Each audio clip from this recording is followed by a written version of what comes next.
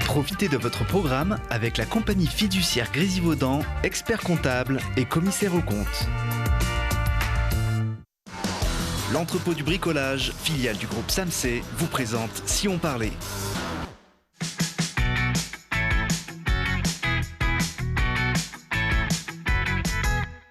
Ouais, bonjour à tous, bienvenue dans Si on parlait, l'émission qui vous donne la parole chaque jour pour savoir ce qui se passe près de chez nous.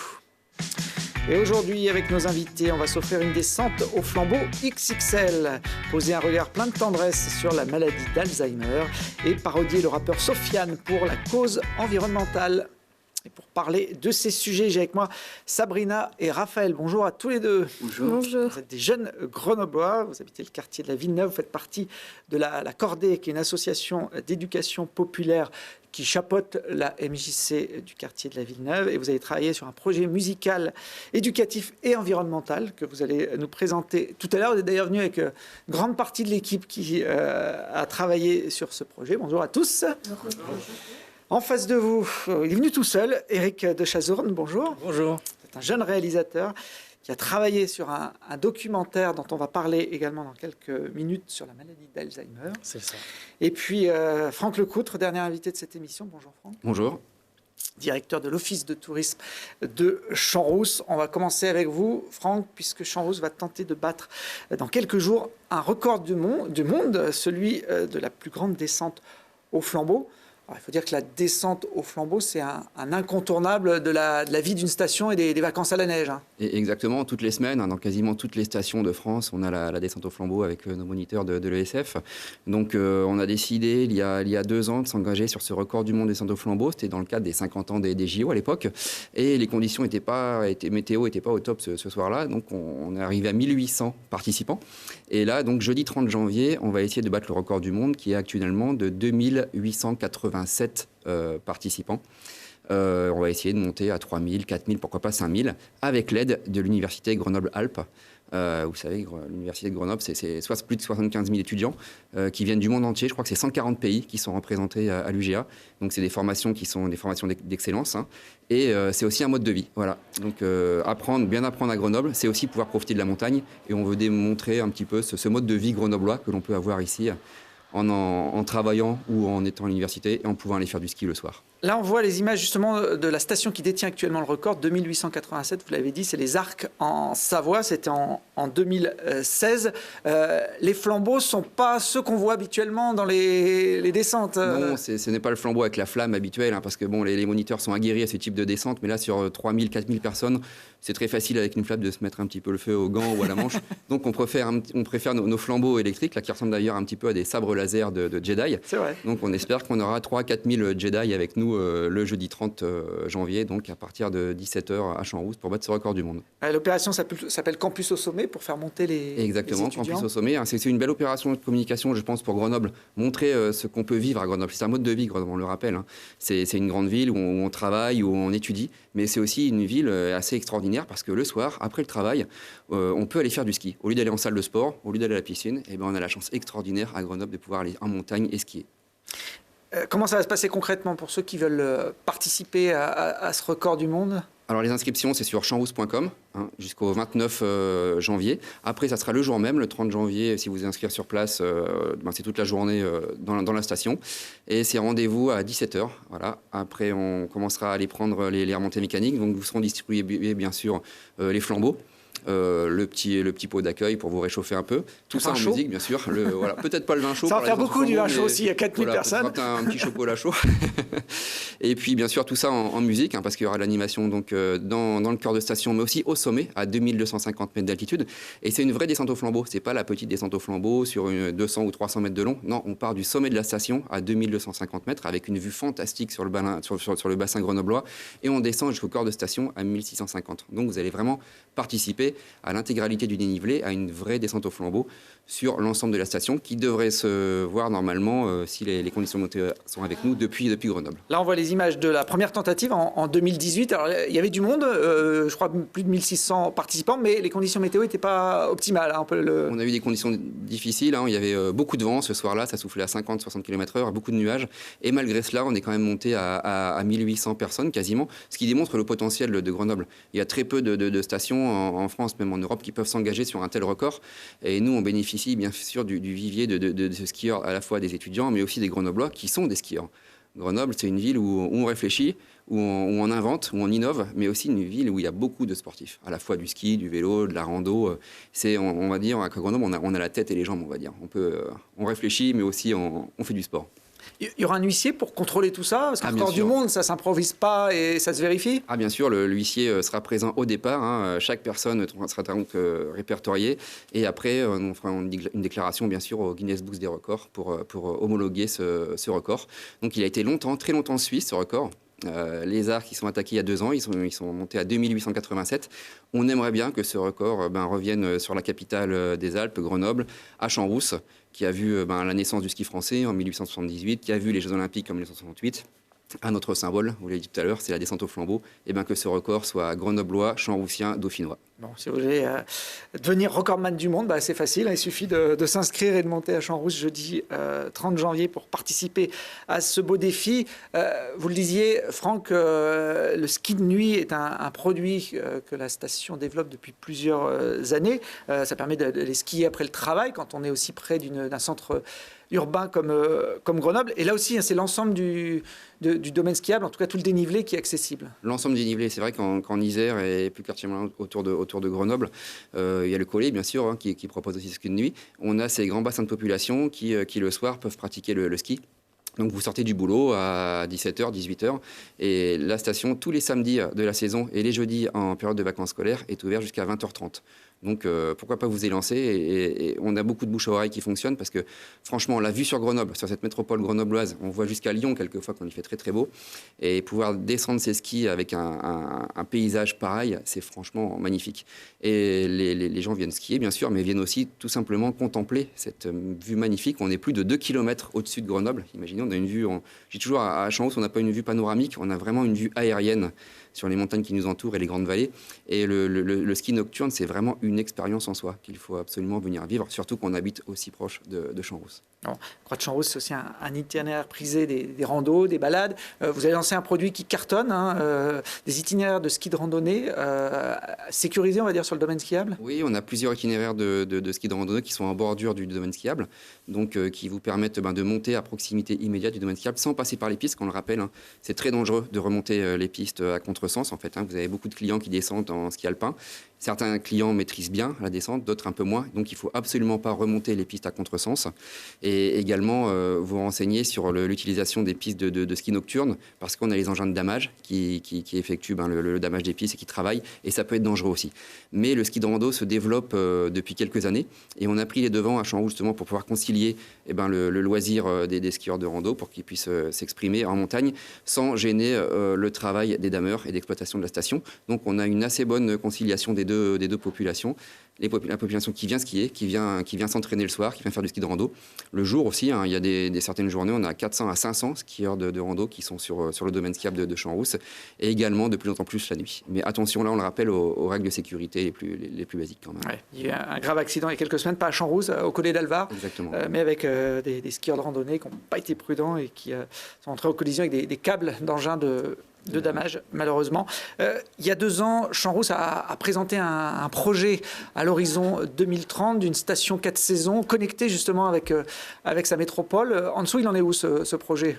Ça commence, les travaux vont commencer dès ce printemps sur Champs-Rousse, avec nouvelles résidences, nouveaux hôtels, un centre balnéoludique. Et puis, on travaille aussi avec assiduité, d'ailleurs avec différents services autour de la métropole et du département et aussi de la région, sur cette potentielle liaison par câble entre la métropole grenobloise et Champs-Rousse. Ça existe à Innsbruck par exemple, ça existe à Oslo. Il y a plusieurs grandes métropoles comme ça dans le monde qui sont reliées à des espaces de loisirs, 4 saisons. Et ça fonctionne très bien. On voit le mode de vie qu'on peut retrouver à Innsbruck, en Autriche. Ça pourrait être le mode de vie qu'on pourrait retrouver ici sur Grenoble, sauf que Grenoble, c'est 5 fois la population d'Innsbruck. Imaginez le potentiel. Et là, on ne parle plus d'un Champs-Rousse Mountain Park, mais d'un Grenoble Mountain Park. Donc je pense que la valeur ajoutée, elle est pour tous. Dans ce projet de télécabine, il y a certains candidats aux élections électorales qui l'ont repris en tout cas dans leur programme. On verra si il se développe dans les années à venir. Pour l'instant, le rendez-vous, c'est le jeudi 30 avec les flambeaux pour inscrire Champs-Rousse au Guinness Book des records. Eric, vous êtes skieur J'étais un petit peu, parce Ouais. que justement ma grand-mère avait une maison à Saint-Martin-du-Riage, donc à côté de Champs-Rousse. Donc, quand on habite Saint-Martin-du-Riage, on va Voilà. forcément skier à Donc on y Champs-Rousse. allait pas mal, j'ai ma première étoile, ma deuxième étoile là-bas. Bon, je crois que c'est pas le seul d'ailleurs à avoir appris à skier à Champs-Rousse. Alors, accès à la descente au flambeau, il faut quand même avoir 3 étoiles minimum. 3 étoiles. Voilà. Donc Eric pourra pas deux, si c'est arrêté à deux. Je suis quand même bien à la 3e place, c'est quand même 2 nuits, l'intégralité du niveau est 2 nuits. Je Oui. voulais quelques informations. Venez sans les bâtons, parce que vous aurez le flambeau dans la main, donc C'est sans sûr. les bâtons. Et si possible avec le casque, c'est quand même beaucoup mieux. Voilà pour les infos pratiques. Bon, on ne va pas parler de ski avec Eric de toute façon. On va parler d'un documentaire que vous avez tourné sur votre grand-mère qui habitait donc, qui avait sa maison secondaire à Saint-Martin-du-Riage en dessous de Champs-Rousse, mais qui était grenobloise. Annie, documentaire qui s'appelle La mémoire qui flanche et qui parle d'une maladie qui touche finalement énormément de monde en France. Je crois que les chiffres, c'est 1,2 million. Donc c'est vraiment énorme, ça touche toutes les familles presque. Et en fait, à la base, c'était un film que je voulais faire pour moi, pour garder des souvenirs de ma grand-mère, parce qu'à chaque fois que j'allais lui rendre visite dans la maison de retraite où elle était, et je me disais, c'est pas triste ce que je vois. Enfin, les moments avec elle, c'est des moments joyeux, et j'avais envie de garder des souvenirs avant qu'il soit trop tard. Et j'ai bien fait parce que 4 semaines après que je sois venu avec ma caméra, elle est malheureusement décédée. Donc du coup, c'est aussi mes dernières traces d'elle. Et en fait, en commençant le montage, donc d'abord pour moi, pour ma famille, pour essayer d'avoir un souvenir, je me suis rendu compte qu'il y avait dans les séquences que je filmais quelque chose d'hyper universel, en fait, qui pouvait parler à tout le monde. Et donc j'ai mis un peu de temps avant de prendre cette décision, mais je me suis dit je vais rendre public ce film de 43 minutes et le mettre sur YouTube, donc il est trouvable facilement en tapant donc la mémoire qui flanche. Et voilà, et je regrette pas de l'avoir mis public maintenant. Voilà, ça fait quelques semaines et il a déjà été bien visionné. La maladie d'Alzheimer, c'est ce dont on parle, se traduit notamment par une dégradation importante de la mémoire. Effectivement, plus d'1 million de personnes en France. En Isère, ça représente autour de 15 000 personnes qui sont atteintes de cette maladie. Une maladie qui a longtemps été un peu cachée, un peu honteuse. C'est aussi un peu l'idée de ce documentaire de montrer que c'est pas quelque chose d'aussi noir qu'on peut l'imaginer. C'est ça, moi ce que je voulais montrer, c'était de montrer Alzheimer, mais d'une manière beaucoup moins dramatique et presque positive, de montrer comment vivre, continuer les rapports familiaux avec la personne qui est atteinte de cette maladie, les continuer comme avant, avec beaucoup de rire, beaucoup de tendresse. Et en fait, c'est ce qui se dégage du film. C'est évidemment émouvant, évidemment, mais c'est un film où on rigole aussi, on sourit, il y a plein d'amour, plein de tendresse et de bienveillance. Et ce que je voulais montrer aussi, c'était des établissements comme celui où était ma grand-mère, où en fait le personnel était incroyable. Et souvent, on a une image un peu noire des EHPAD et de ce genre d'établissement. Et c'était une manière aussi de montrer qu'il y avait des endroits où ça se passait bien, où il y avait de la bienveillance, il y avait presque de l'amitié entre certaines personnes donc du personnel soignant et ma grand-mère. Et c'était hyper beau à voir. Et c'était ça aussi que je voulais montrer dans ce film. Alors, le documentaire s'appelle La mémoire qui flanche. On en regarde la bande-annonce. Comment je m'appelle? Moi, je peux pas. Cécile. Je comprends pas. Je m'appelle Cécile. Ah oui. Et moi, je m'appelle Françoise.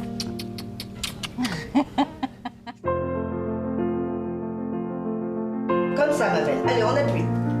Allez, bravo. Je sais que vous avez peur, mais il faudra sortir de ce fauteuil un jour, d'accord? Vous êtes une battante. Oh bravo, vous allez plus loin que vous. Elle a perdu combien? 3 kilos en un mois. À midi, vous avez mangé? Oui, maman. J'ai la mémoire toute flanche, je ne sais plus très bien.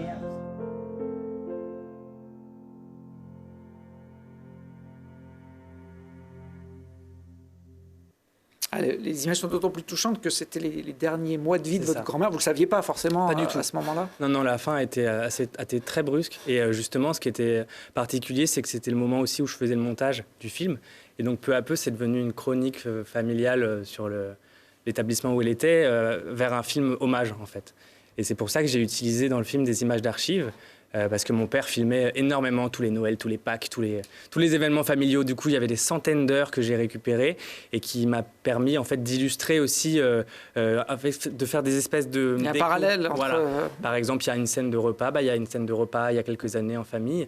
Et c'est aussi pour montrer qui était ma grand-mère, évidemment, et de montrer l'humain derrière la maladie et de ne pas oublier que derrière chaque personne qui est malade, il y a toute une vie, tout un vécu, toute une famille et plein de souvenirs surtout. Alors, on ne meurt pas directement de la Non. maladie d'Alzheimer, mais souvent ça impacte quand même Bien sûr. sur la santé des patients, sur leur motricité aussi, au-delà de la mémoire. Et vous l'avez dit, à travers ce documentaire, on a une autre vision de l'EHPAD et de ces endroits où les gens, en général, finissent leur vie. Complètement. Il y avait une aide-soignante incroyable qui s'appelle Nadia, qu'on voit. Celle qu'on voit là sur les Ouais. images. Et qui chante avec elle, qui lui fait la petite manucure. Et en fait, c'est des moments privilégiés qu'elle partage. Et c'est des moments où même si elles ne se comprennent pas forcément l'une et l'autre, il y a vraiment un échange. Et il y a quelque chose, dans les regards, ça ne trompe pas, quoi. Et on retrouve plein de choses, plein d'attitudes de ma grand-mère quand elle allait très bien. Et ça montre que même si elle ne se souvient pas de tout, elle a quand même une connexion qui reste. Et c'est ça qu'il faut garder et faire durer, en fait, le plus possible. Ouais, c'est un documentaire qui a touché en tout cas même les professionnels. Vous avez été primé dans un festival à Deauville. C'est ça. Oui, j'étais content. Ça m'a permis de me rendre compte que c'était pas qu'un film de famille, que c'était aussi plus que ça. Et oui, non, je suis ravi aussi que ça puisse être vu par le personnel soignant, les aides-soignants, les gens qui ont des proches atteints de cette maladie, parce que du coup, je reçois pas mal de messages de personnes qui me remercient aussi de mettre en lumière ces métiers qui sont hyper importants et pas forcément montrés toujours de manière positive. Et ça me fait plaisir. C'est ce que je pouvais attendre de mieux. C'était une reconnaissance aussi de ce personnel. Bon, documentaire est donc en ligne sur votre chaîne. Il suffit de taper Éric de Chardezourne sur ou YouTube, La mémoire qui flanche, je pense que ça suffit. Et on le trouve assez facilement. Voilà. Vous avez d'autres projets audiovisuels. Vous êtes encore jeune, Oui. vous avez 27 ans, mais c'est un domaine dans lequel vous voulez évoluer professionnellement. En tout cas, ça m'a beaucoup plu. Moi, normalement, je suis plus dans la fiction ou dans les émissions de télévision. Mais ça m'a plu et je suis en train de réfléchir à un autre sujet qui sera aussi social, mais pas dans pas maladie ou quoi. Ce sera sur les enfants. J'ai vu que vous réalisiez aussi des clips vidéo musicaux. J'ai pu réaliser le dernier clip de Mathieu Seikali qui avait gagné la Nouvelle Star en 2014, je crois. Et un clip qui s'appelle I Don't Want avec des enfants aussi qui luttent contre la société dans le sens où ils vont se venger des gens homophobes ou Enfin bref, c'est assez comique, c'est drôle. Ça peut vous plaire. Bon. Ça va d'ailleurs nous faire la transition avec le clip qui a été réalisé par de jeunes Grenoblois ici présents sur ce plateau. Raphaël et Sabrina seront les porte-parole du groupe, une grosse mission. Vous faites partie de la Cordée, qui est une association d'éducation populaire basée dans le quartier de la Villeneuve à Grenoble. Ce clip, c'était un projet éducatif. C'était quoi l'objectif, Raphaël, à la base? Le but à la base, c'était sensibiliser les gens pour qu'ils ne polluent plus dans les quartiers de la Villeneuve ainsi que dans la ville. Voilà.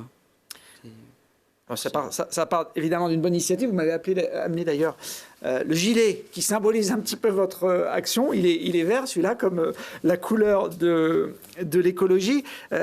Sabrina, vous avez choisi de parodier un clip d'un rappeur très connu. Oui. Bon, moi, j'aime pas trop le rap, mais c'était... C'est pas mal. Non, mais c'est pas pour faire un clip de rap que je l'avais fait, mais c'était plus pour faire passer le message, du coup. Et passer aussi un bon moment avec le groupe de la Cordée. J'ai bien aimé, du coup. Alors, ce rappeur, il s'appelle Sofiane. J'ai mis quelques images de son clip à lui. La chanson s'appelle Mon petit loup. Elle a été visionné sur les réseaux sociaux plus de 80 millions d'exemplaires. Ça fait rêver. Et, Eric, c'est ce clip-là qui vous a inspiré la parodie, Raphaël? Ouais, c'est ça, tout à fait. Je vous propose de découvrir un petit extrait, non pas maintenant du clip officiel de Sofiane, mais de celui qui a été réalisé par les jeunes de la Cordée.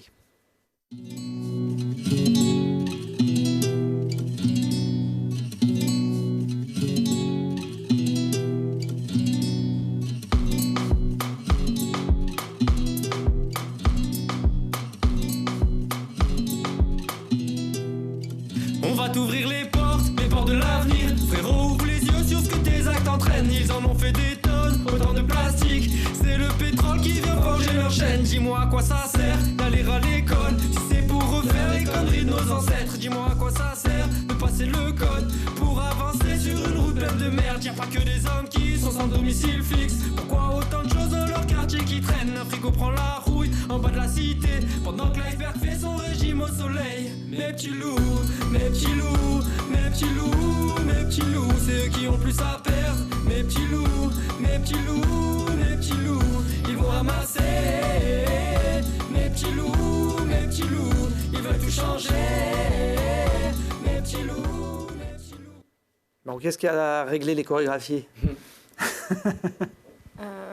C'est nous. Vous l'avez écrit en commun, ce clip, notamment les textes, qui ne sont pas ceux du chanteur Sofiane, Raphaël?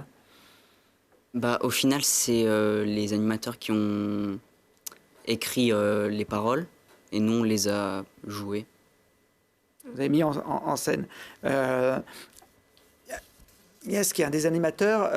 Le travail avec les jeunes, j'imagine que c'était pour la plupart leur première expérience comme ça, de tourner un clip vidéo.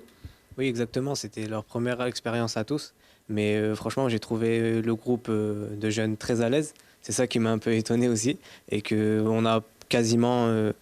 après, à part le moment de rigolade, etc. Mais à part ça, on a quasiment tourné à peu près une seule fois, à chaque fois de chaque scène à peu près. Et que voilà, c'était vraiment naturel c'était naturel de leur part quand ils ont tourné, etc. Donc c'est ça qui a beaucoup aidé. Et que voilà, c'était vraiment une expérience vraiment géniale pour les jeunes et aussi pour les personnes qui ont encadré tout ça. Qu'est-ce qui était le plus compliqué, Sabrina, à faire? Je dirais juste au début être à l'aise avec la caméra, mais en fait finalement ça passe vite et surtout on s'est un peu préparé avant de faire le clip. On avait fait des activités en lien avec l'écologie et on avait déjà un peu vu le texte, donc c'était que du plaisir. L'objectif, c'est d'inciter les jeunes à prendre un peu plus soin de leur quartier. Raphaël, c'est pas toujours le cas? Non, justement, c'est de faire respecter les quartiers en propreté. Comme ça, au moins, ça fait une bonne image de la ville. Voilà. Vous savez si Sofiane l'a vu, votre parodie de son clip? Oui. D'accord.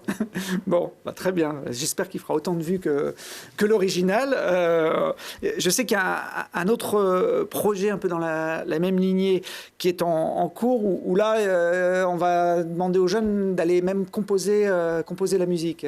Yes. Oui, exactement. Cette fois, c'est des jeunes un peu plus bas en âge qui sont mobilisés pour le même type de clip, mais c'est eux que cette fois qui vont créer le texte, qui vont aller en studio avec le studio de Petit Bonheur. D'ailleurs, je vais laisser la parole à mon collègue juste derrière, c'est lui qui a mené le projet. Un petit mot rapidement. Ouais. Oui, donc là on est arrivé au bout du projet quasiment, on est sur le montage de la vidéo, mais notamment ils ont donc écrit tout ce qui était sur le texte avec le studio du Petit Bonheur. Et en fait, on les a fait participer aussi sur des ateliers de sensibilisation, toujours autour du réemploi, du tri, et aussi de tout ce qui était sur les dépôts sauvages. Et donc là, on est en train de monter. On attend donc encore un petit peu, et puis on verra, j'espère, pour la suite, comment ça se passera. Très bien. Bon, si jamais vous avez besoin de musique originale, je crois qu'Eric a aussi un petit talent caché là-dessus sur la composition au piano, hein, c'est ça? Peut-être, pourquoi pas. ce serait avec plaisir. Je ne sais pas si vous faites du rap au piano, non, c'est pas facile. On peut peut-être essayer quelque chose. Bon, en tout cas, c'est un clip qui a le mérite de lancer un message intéressant auprès des jeunes. Je crois qu'il y a Kyle qui est là, qui avait envie de passer aussi un message. Tu es venu avec même une petite photo. Moi, je voulais vous dire que je ne veux plus le quartier comme ça. Avec des encombrants, des machines à laver, etc., qui traînent un petit peu partout. C'est effectivement une bonne initiative. Kiss, toi aussi, t'as ton petit... t'es venu avec le costume et avec le discours tout préparé. Vas-y, on t'écoute. Moi, je voulais passer le message. Je voulais dire tous ceux qui ont participé, leurs prénoms. Il y a Sabrina, qui est là. Il y a Rama qui n'est pas venu. Il y a Kadji, ici. Elle est là, Kadji. Il y a Mariama, qui n'est pas là. Il y a Raphaël, ici. Il y a Kylian, mon frère, qui n'est pas là, qui n'est pas venu. Il y a Fodé, qui n'est pas là aussi. Il y a Kyle. Il y a moi. Il y a Kaki. C'est le surnom des... Ilyes, on l'appelle Kaki. Maintenant, c'est tout. Et il y a Inès, Maran et Firdaus qui ne sont pas venus. Très bien, voilà. Vous êtes venus, ceux qui ne sont pas venus, ils ont été cités. Puis on salue également Sonia de la régie de quartier de la Villeneuve et Pierre-Yves Cossé, le directeur de la Cordée. Merci à tous. Sonia, un petit mot ? Peut-être un petit mot, juste pour remercier Mélodrie. Donc, Adriane, c'est l'artiste qui a produit le clip. C'est un Marseillais, mais on a des compétences locales, donc on fera appel à eux pour une prochaine fois. Et puis, la régie de quartier qui a quand même... proposer le projet, proposer de travailler avec les jeunes. Donc, ça fait une dizaine d'années qu'on travaille sur la question de la sensibilisation à l'environnement dans le quartier de la Villeneuve. Et pour nous, travailler avec les jeunes, c'est primordial parce que c'est les citoyens de demain. Voilà.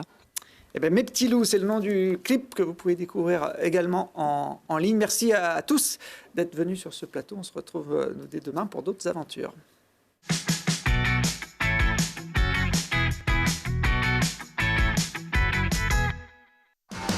L'entrepôt du bricolage, filiale du groupe Samsé, vous a présenté Si on parlait.